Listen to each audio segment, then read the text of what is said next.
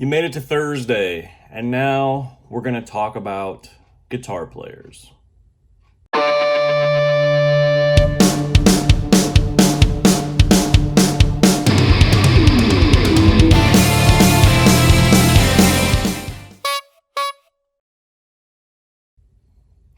was recently asked, and I think it's because I've been a musician for a long time. Well, musician is a generous word. I've been attempting to play instruments since the late 1980s.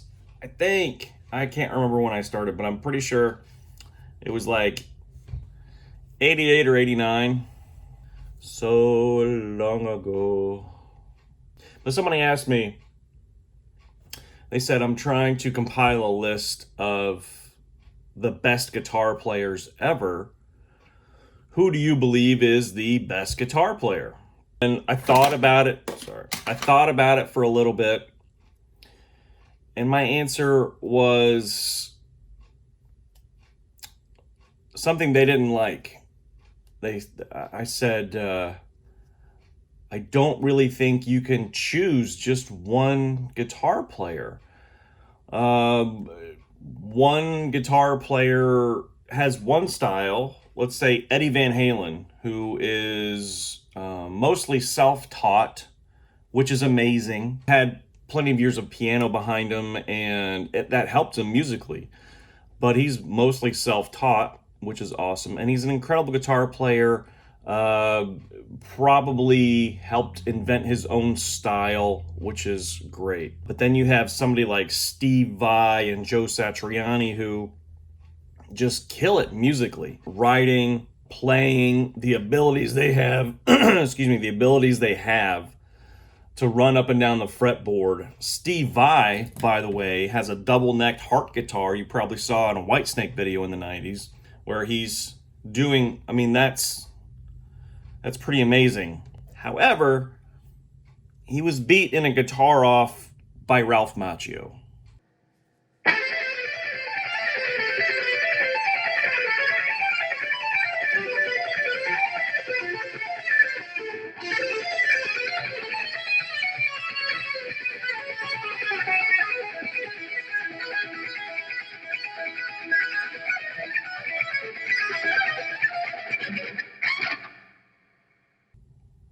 If you've ever seen Crossroads. It's a movie, but still you got to take it into consideration, right?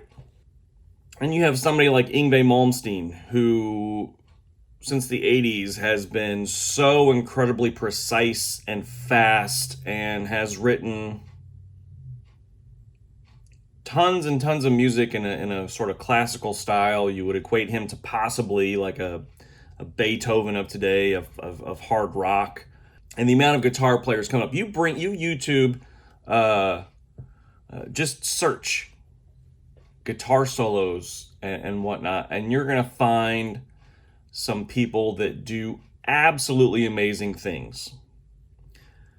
So my answer of you can't just pick one guitar player to be the absolute best on a list, even though it made that person kind of angry and conflictual, I believe it's the right answer. I don't think you can have a top 10 list of your favorite guitar players easily. But I don't think you can have a list of the absolute best guitar player ever. It's just not going to happen.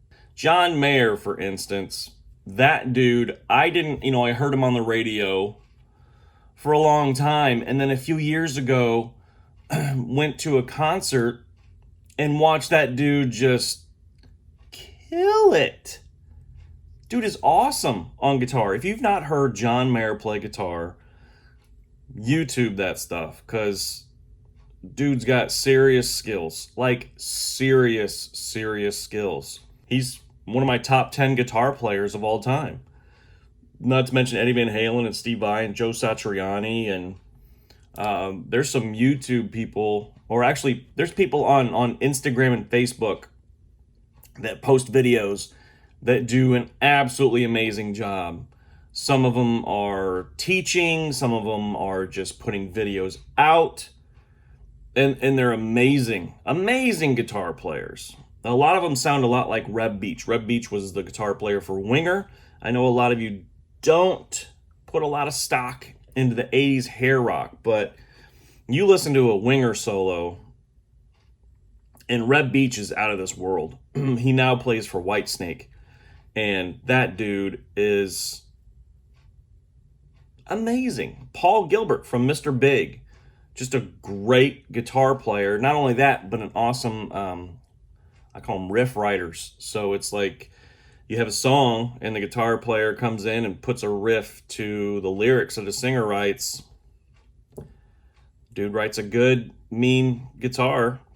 God, and then you have even the older school Jimmy Page, an excellent songwriter, a specific genre, but I mean, he had his own style and it was his style.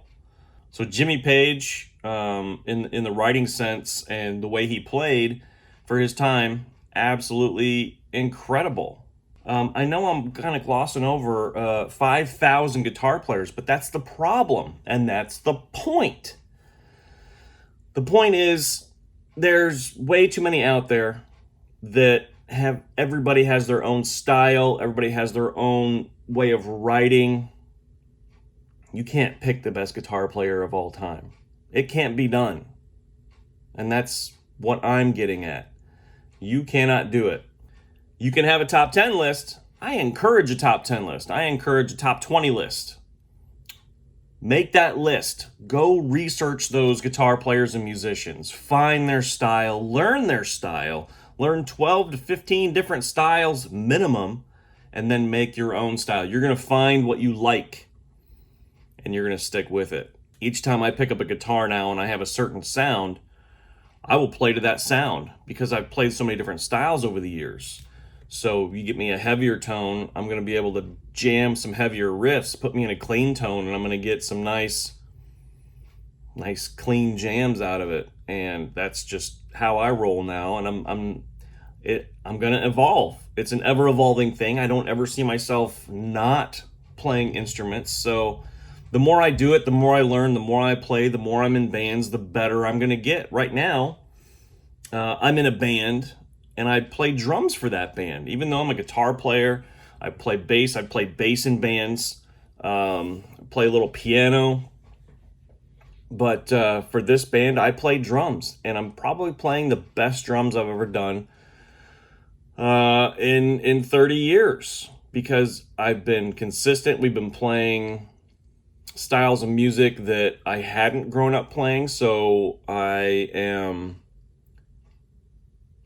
evolving, and it's cool. I really enjoy it. You know, some of the band members might be watching this going, this is your best drumming? Yes, I think so. Because it's consistent. Like, I started playing drums in the 80s, but there was a time I took 10 years off. There were 10 years there, a decade, where I didn't touch a drum set. Maybe longer. You just sit back down, it's like riding a bike. Play a little bit, get the rhythm going. Now I would still beat on stuff in the car. Is that practice? Maybe. Self-metronome? I don't know. But it's cool. Like I said, I don't see myself ever not playing an instrument. So I'm going to keep evolving. I'm going to keep playing. Maybe I'll make a top 10 list of my favorite drummers / guitar players or just / musicians. And by the way, Slash is an incredible guitar player. He really is. Ozzy's new album that just came out a couple weeks ago, maybe even a week ago.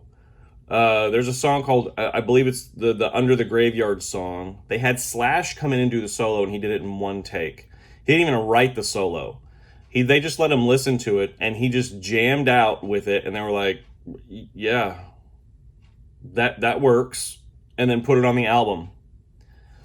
Dude's great. He noodles all the time. Make a list. Find something you are passionate about. Make a list of your top 10 and go study those top 10 or top 5 or whatever it is, top 2, top 1, whatever you want to do. Study it, evolve, get better, Learn. Learning is key. Educating yourself is something that's not done enough these days at all. And it's sad. We live in a world of instant answers and instant gratification, and nobody wants to take the time to actually research something and give a proper response or proper amount of energy to a project or to a topic. So take the time, do some research, enjoy it, soak in the learning, and go do something good with it. Something good. I haven't burped in a while on here. Sorry. All right. Go make the rest of your week good, which is today and tomorrow, and then have a great weekend. Wash your hands, use hand sanitizer. Don't touch other people. Blah, blah, blah. We'll see how this thing goes.